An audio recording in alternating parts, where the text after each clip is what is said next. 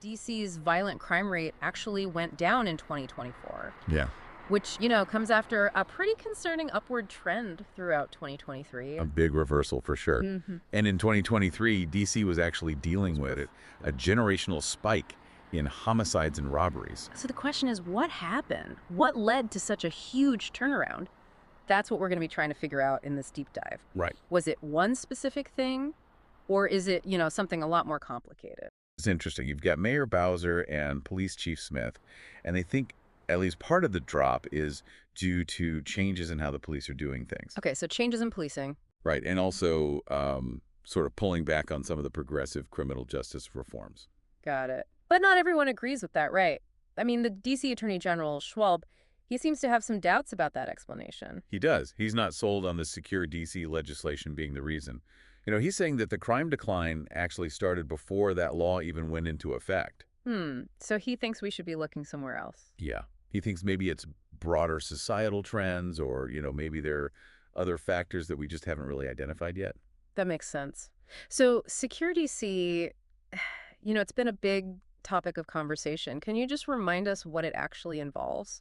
Yeah, so basically it means tougher penalties for like a whole bunch of different crimes. It eases the rules on when police can chase suspects, and it gives judges more leeway in deciding who stays in jail before trial. Oh, and it also brings back drug-free zones. Okay, so it's got a lot of different pieces. Right, and I can see how some people would see it as like, really necessary to get things back in order.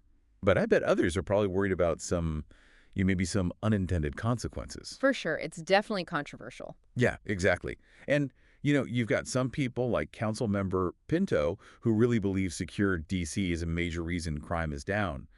But then you've got, on the other hand, people like Attorney General Schwab, and they're saying, hold on, we need to address those underlying issues, the poverty, the lack of opportunity. That makes sense. It's not just about, being tough on crime. You have to understand what's really going on, what's causing it in the first place. Exactly. It's about the root causes, for sure. So let's dig into the specifics here. Let's look closer at some of those policing strategies that Chief Smith actually put into action. That sounds high tech.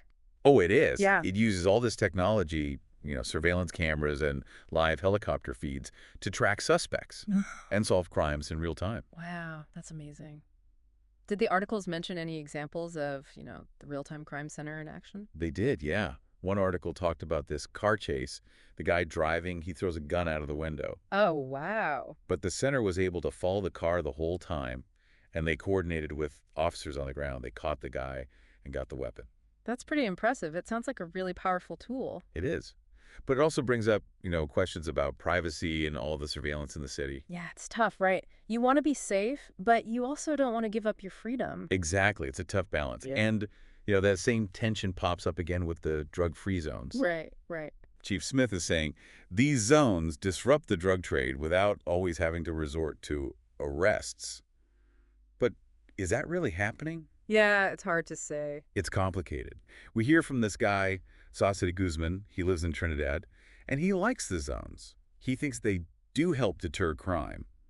But he's also saying they promised a bunch of social services to go along with the zones, and those just haven't shown up. Wow, so it sounds like they're not following through with their promises. Right, and that makes people feel let down, skeptical. It's a good point. It's not enough to just crack down on crime. You have to invest in the community, too. Right, exactly. It's not just about enforcement. It's about actually trying to improve people's lives. So it sounds like in DC, we're seeing a lot of different ideas about how to deal with crime.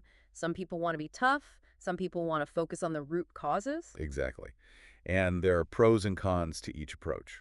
So to really understand what's going on, we need to look at all sides of the story, see how it's actually playing out in people's lives. Right, we can't just take one perspective at face value. You got to consider everything, Yeah. all the evidence, and what might happen that we don't expect, and what it's like for the people living it.